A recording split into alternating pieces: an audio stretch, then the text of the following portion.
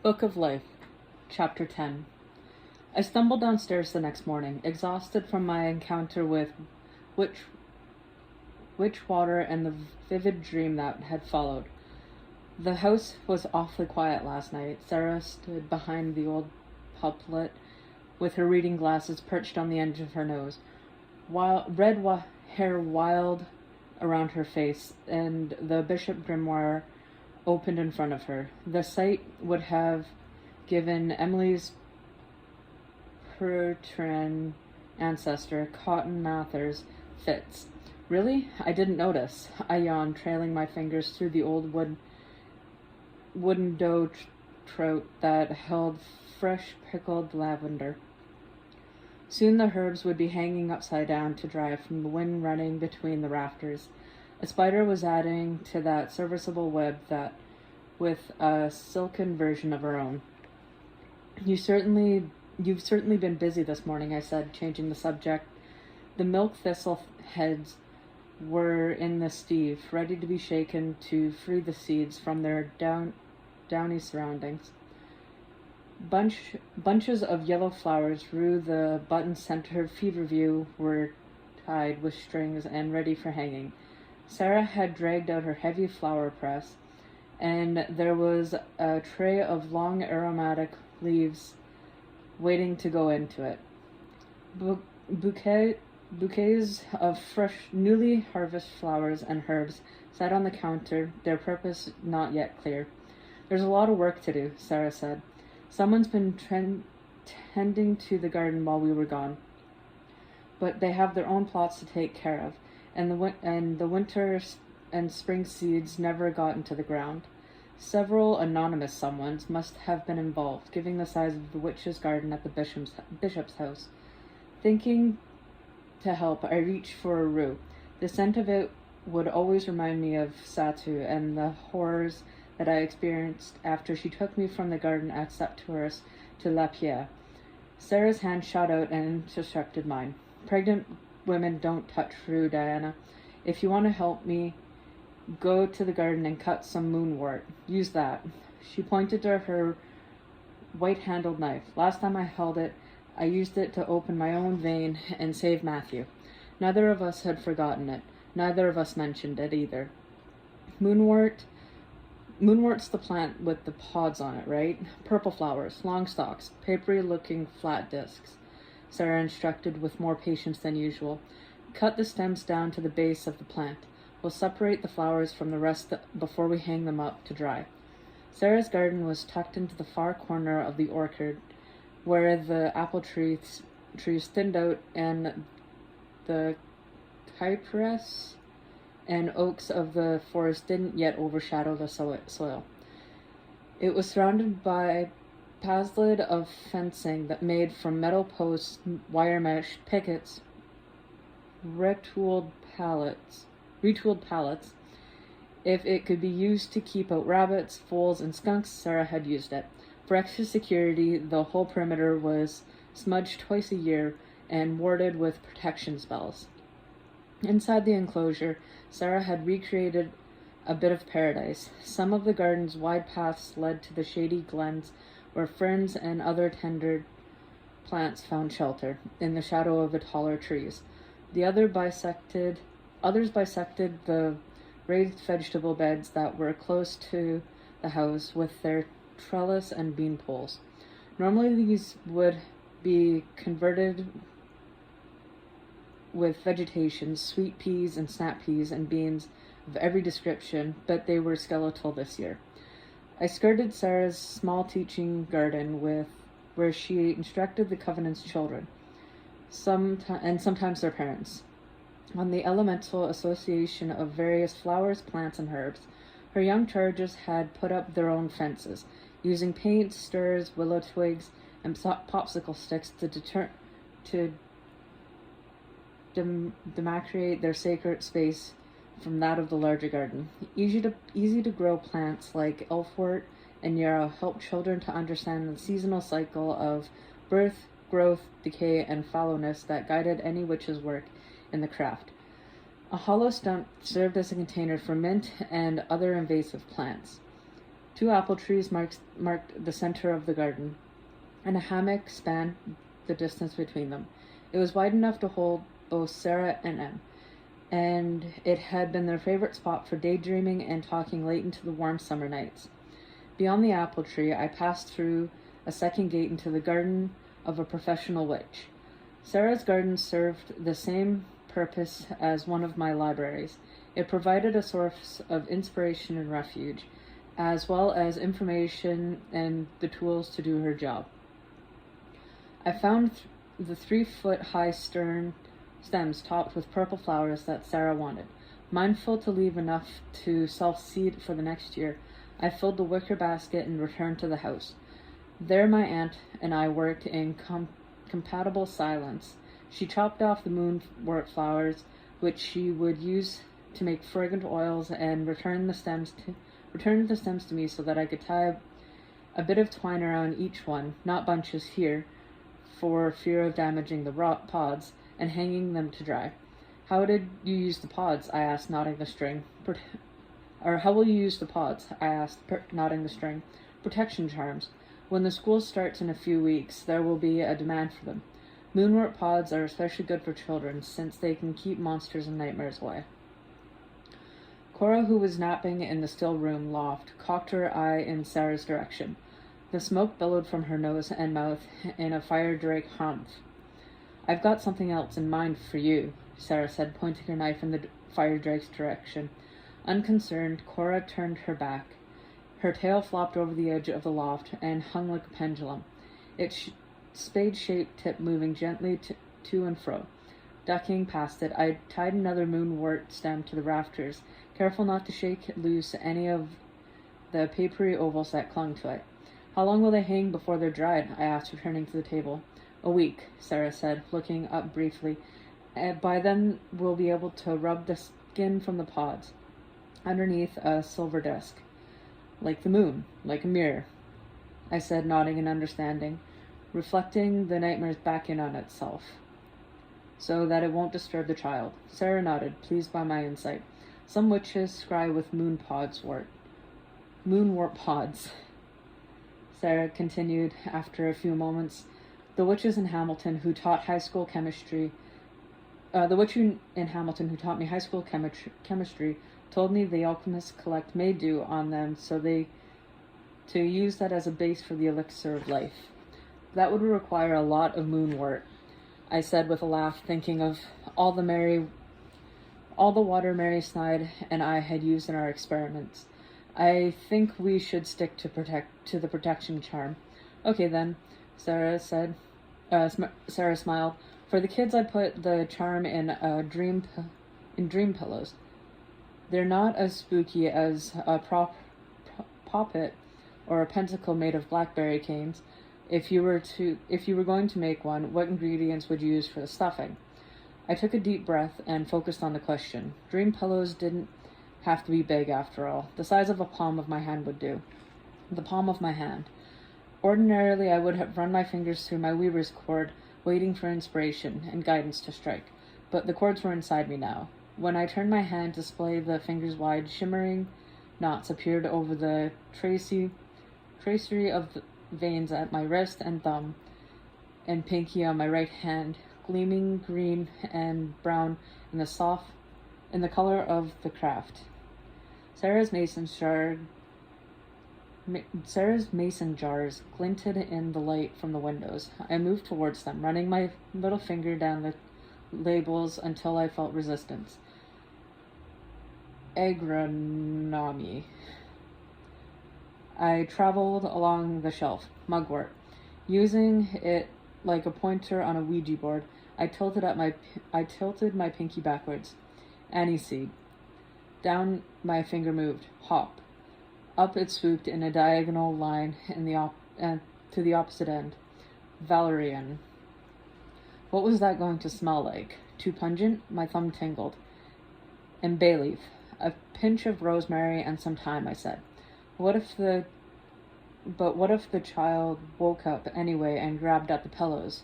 And 5 dry beans. It was an odd addition, but my weaver's instincts told me that they would make all the difference. Well, I'll be damned. Sarah pushed her glasses onto her head. She looked at me in astonishment and then grinned. It's like an odd old charm your great-grandmother collected. Except hers had mullein and vervain in it, too, and no beans. I'd put the beans in the pillow first, I said. They should rattle against one another if you shake it. You can tell the kids that the noise will help the monsters. Nice touch, Sarah admitted. And the moonwort pods, would you powder them or leave them whole? Whole, I replied, sewed into the front of the pillows. But herbs were only the first half the protection charm. Words were going to go along with them, and if any other witch was going to be able to use it, those words had to be packed with potential. The London witches had taught me a great deal, but spells I wrote tended to lie flat on the page, inert on anyone's tongue but mine. Most spells were written in rhyme, which made them easier to remember as well as livelier.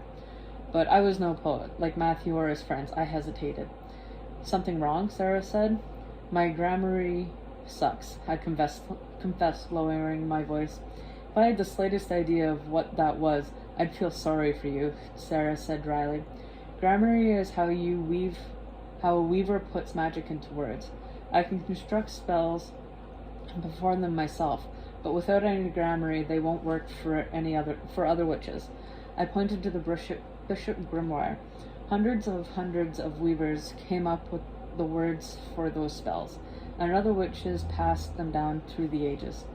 Even now the spells retain their powers. I'm lucky if my spells remain potent for an hour.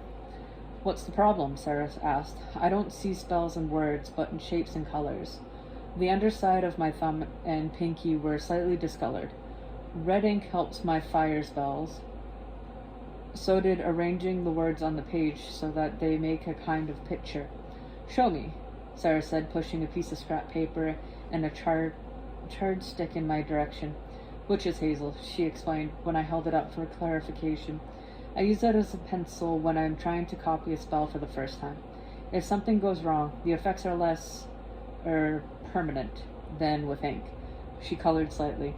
One of her unruly spells had caused a cyclone in the bathroom.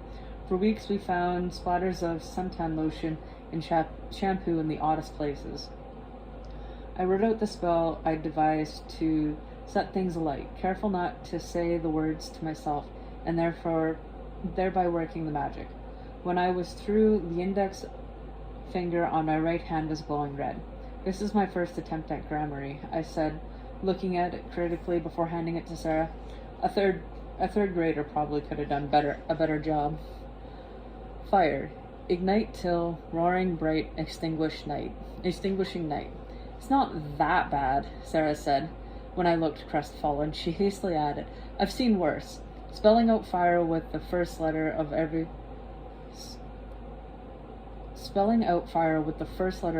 line was clever. But why a triangle? That's the structure of the spell. It's pretty simple, really, just a thrice cross knot. It was my turn to study my work. Funny thing is, the triangle is a symbol many alchemists use for fire. A thrice cross knot? Sarah looked over the frame of her glasses. You're having one of your Yoda moments. This was her way of letting the air out of my vocabulary. I'm making it as plain as I can, Sarah. It would be easier to show you, what I meant if my cords weren't inside my hand. I held them up and waggled my fingers at her. Sarah murmured something, and a ball of twine rolled across the table. Will ordinary string do, Yoda? I stopped the ball by saying my own spell to arrest its motion. It was heavy with the power of earth that had a thicket of thrice cross knots surrounding it. Sarah twitched in surprise. Of course, I said, pleased by my aunt's reaction. After giving the twine a whack with her knife, I picked up a length of string approximately 9 inches long. Every knot has a different number of crossings. You use 2 of them in your craft, the slip knot and the double slip knot. Those are the 2 weaver's knots that all witches know. When it comes to the third knot, that's when things get complicated. I wasn't sure if kitchen twine was up to showing what I'd meant, though. Knots made with my weaver's cord were three-dimensional, but given that I was working with ordinary string, I decided to work on the flat. Holding one end of the length in my left hand, I looped it to the right, pulling the string loosely under one side of the loop and over the other, and joining the ends together.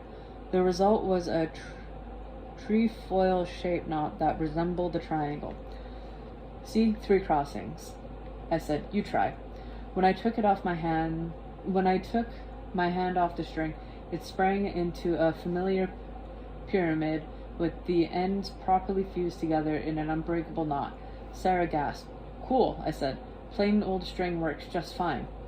"You sound just like your father." Sarah poked the knot with her finger. "There's one of these hidden in every spell. At least one. Really complicated spells may have 2 or 3 knots, each one tying into threads you saw last night in the keeping room. The ones that bind the world." I smiled. "I guessed Gramarye is a distinguishing spell of sorts, one that hides magic's inner workings. And when you say the words, it reveals them," Sarah said thoughtfully. "Let's give yours a go." Before I could warn her, Sarah read the spells of my words aloud. The paper burst into flames in her hand. She dropped it on the table, and I doused it with a shower of conjured water. "I thought the spell was for lighting candles, not setting the house on fire," she explained, looking at the charred mess. "Sorry, the spell is still pretty new. It will settle down eventually. Gramarye can't hold a spell together forever, so magic weakens over time. It's why spells stop working," I explained. "Really? Then you should be able to figure out the relative ages of spells." Sarah's eyes gleamed. She was a great believer in tradition, and the older piece of magic was, the more she liked it. "Maybe," I said doubtfully, "but there are other reasons that spells fail. Weavers have different abilities. For one, if words were left out or changed when later witches copied them, that will compromise the magic too." But Sarah was already in front of her spellbook, leafing through the pages. "Here, look at this one." She beckoned me towards her. I always supposed that this was the oldest spell in the Bishop Grimoire, an exceedingly great charm for drawing clean air into any place. I read aloud. "One handed down from old Maud Bishop and proven by me, Charity Bishop, in the year 1705.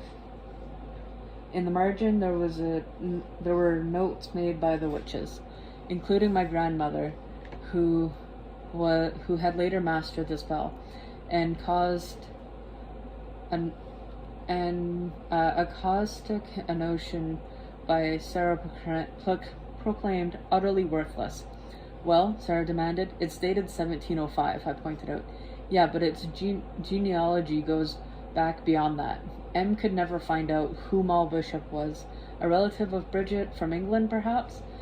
This unfinished genealogy research project provided Sarah with her first opportunity to mention M's name without sorrow. Vivian was right. Sarah needed me in her still room just as much as I needed to be there.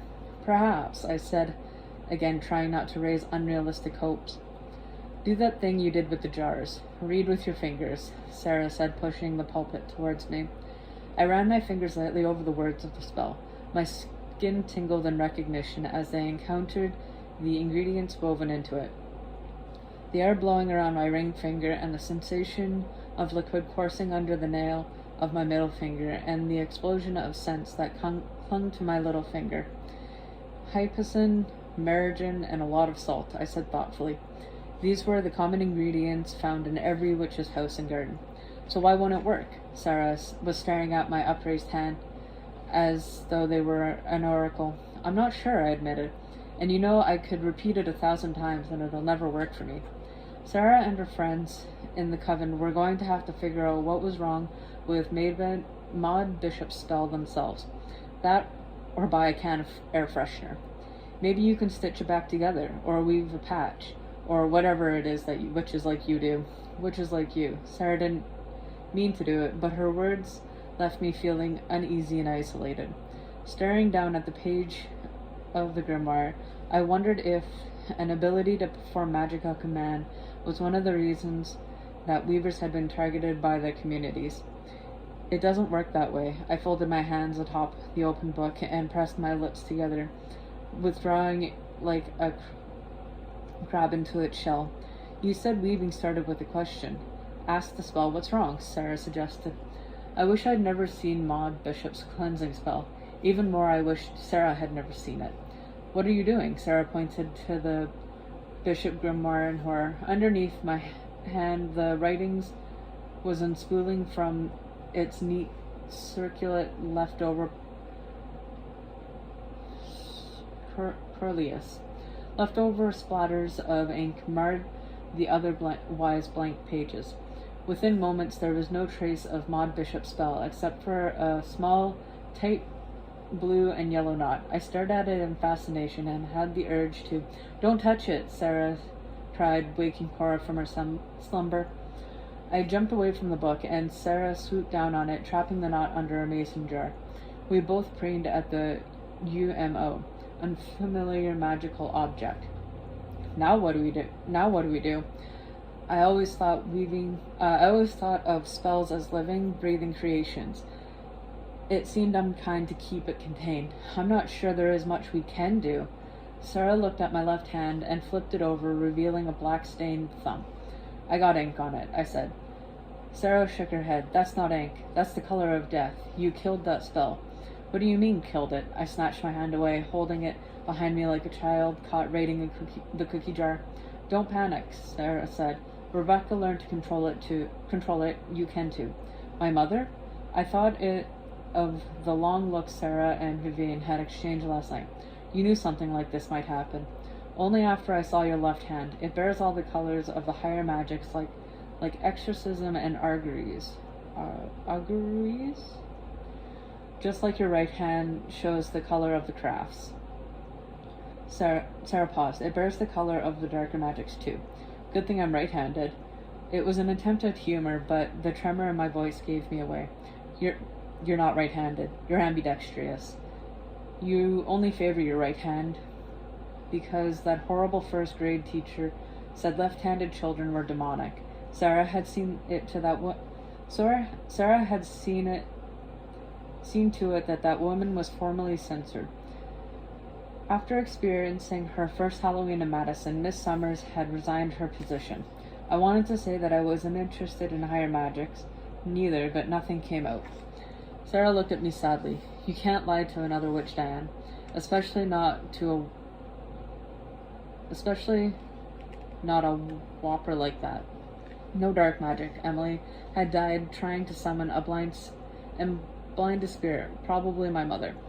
Peter Knox was interested in the darker aspects of the craft too, and dark magic was bound up in Ashmole 782 as well. Not to mention more than one thumb's worth of death.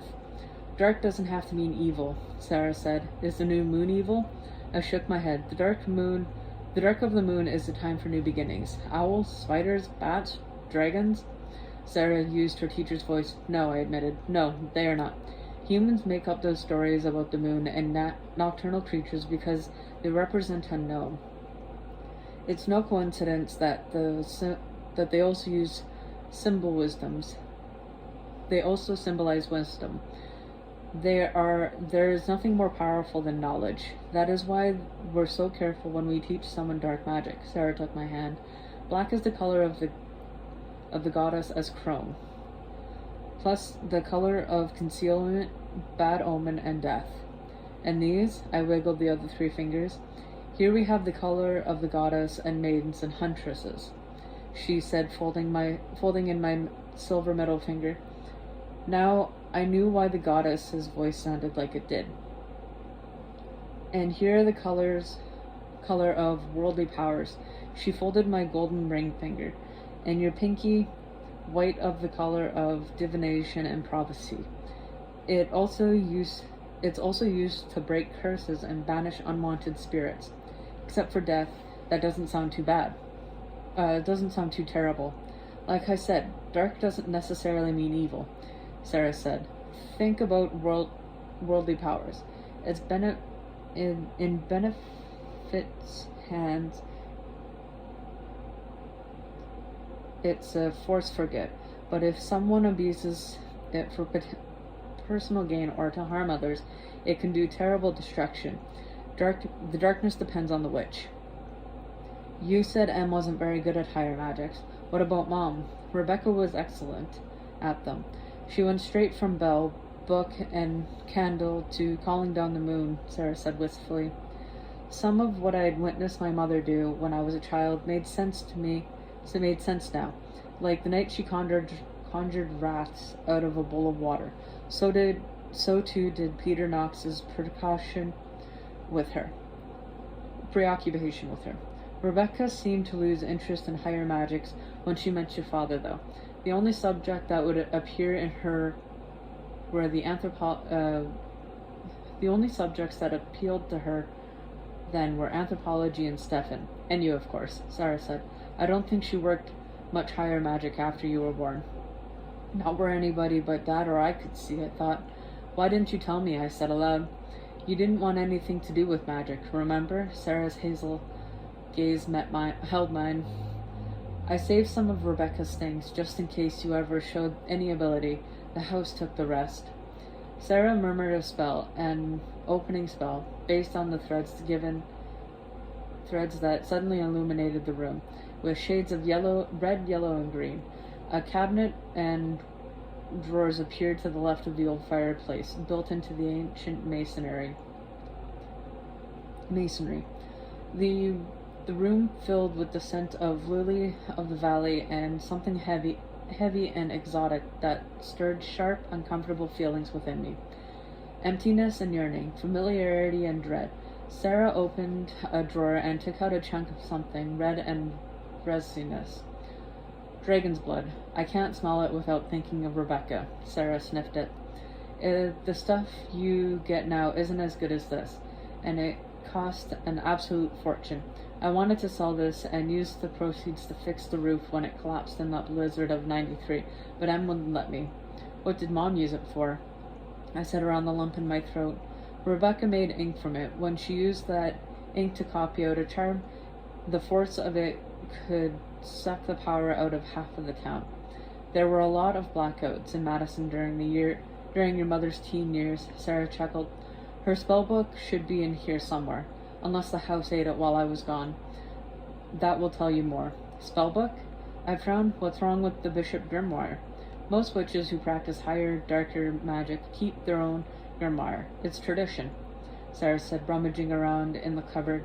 Nope, it doesn't seem to be here. Despite the pang of disappointment that accompanied Sarah's announcement, I was relieved. I already had one mysterious book in my life. I wasn't sure I wanted another. Even if it might shed light on why Emily had been trying to summon my mother's spirit at Septuorus. Oh no, Sarah backed away from the cupboard, a look of horror on her face.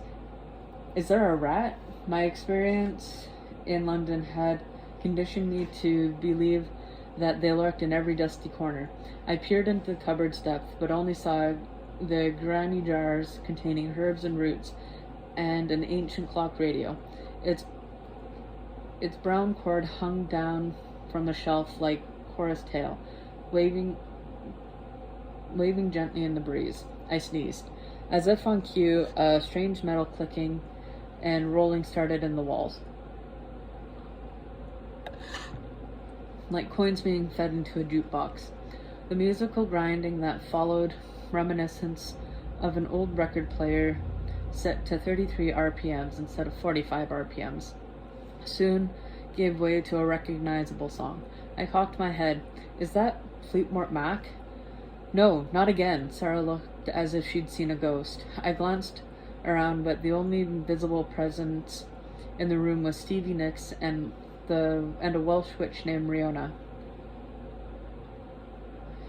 In the 70s, the song had been coming out of the anthem for a score of witches and wizards. I guess the house was waking up. Maybe that was what was upsetting Sarah. Sarah darted to the door and lifted the hatch, but it wouldn't budge. She banged on the wooden panels. The music got louder. This isn't my favorite Stevie Nicks tune either, I said, trying to calm her down, but it won't last forever. Maybe you'll like the next song better. The next song is over my head. I know the whole damn album by heart. Your mother listened to it as through her pregnancy. It went on for months. Just when Rebecca seemed to be getting over her obsession, Fleetwood Mac's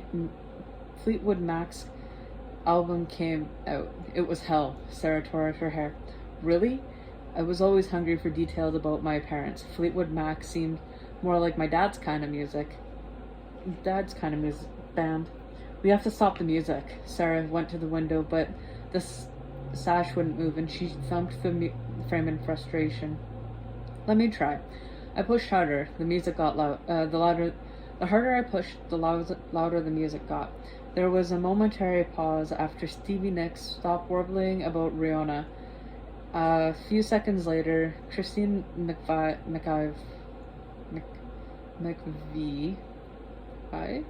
informed us how nice it was to be in over your head. The window remained closed. This is a nightmare, Sarah exploded. She jammed her hand over her ears to block out the sound, then raced to the grimoire and flipped through the pages. Prudence Wilward's dog bite curse. Cure. Patience severance method for sweetening sour milk. She flipped through some more. Clara Bishop's spell for stopping up a drafty chimney. That might work. But it's music, not smoke, I said, peering over Sarah's shoulder at the line of text. Both are carried out on the air. Sarah rolled up her sleeves. If this doesn't do the trick, we might try something else. Maybe thunder. I'm good with thunder. That might interrupt the energy and drive the sound away. I started humming along to the song. It was catchy in a 1970s kind of way. Don't you start. Sarah's eyes were wild. She turned back to the grimoire. Get me some eyebright, please, and plug in the coffee maker.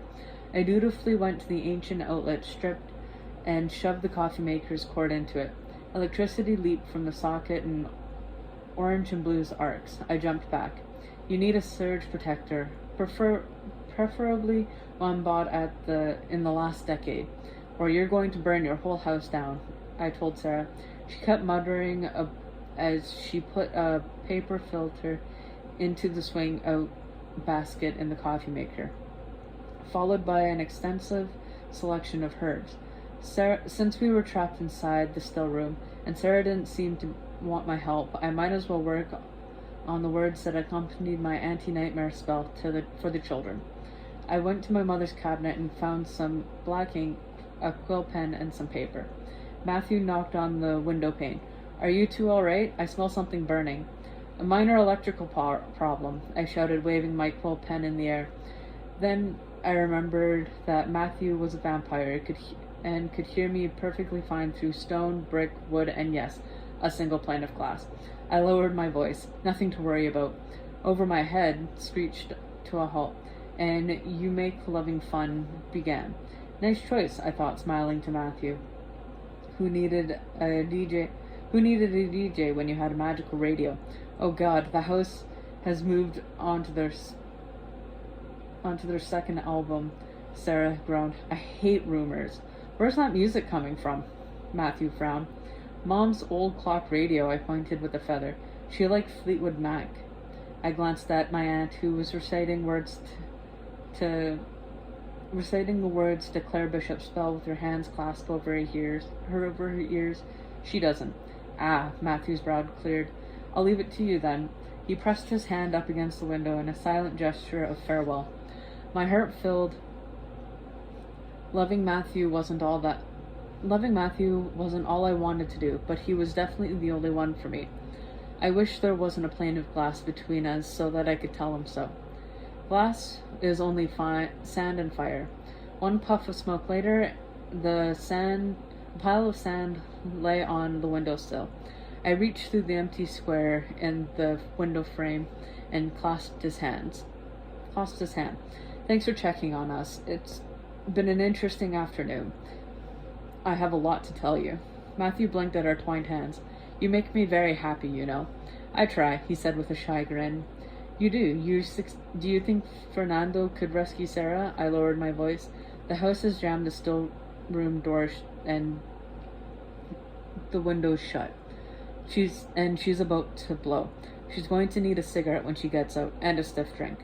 Fernando hasn't rescued a woman in distress for some time, but I'm sure he remembers how, Matthew assured me. Will the house let him in? Give it 5 minutes or until the music stops, whichever comes first. I pulled free and blew him a kiss. It was rather more fire than water than it had more fire and water than usual, and enough air behind it to land a decided smack on his cheek. I returned to the work table and dipped my mother's quill into the ink. It smelled of blackberries and walnuts. Thanks to my experience with Elizabethan writing implements, I was able to write out the charm for Sarah's dream pillow without a single splotch. Mirror, shimmers, monsters shake, banish nightmares until we wake. I blew on it gently to set the ink. Very respectable, I decided. It was much better than the spell for conjuring fire. It was easy enough for children to remember when the pods were dry and the paper covering rubbed off. I'd write the charm in the tiny letters right onto their silvery surface. Eager to show my work to Sarah, I slid down from the stool. One look on her face convinced me to put it off until my aunt had had her whiskey and smoke. She'd been hoping for decades that I'd show interest in magic. I could wait another 20 minutes for my grade in Sleeping Charms 101.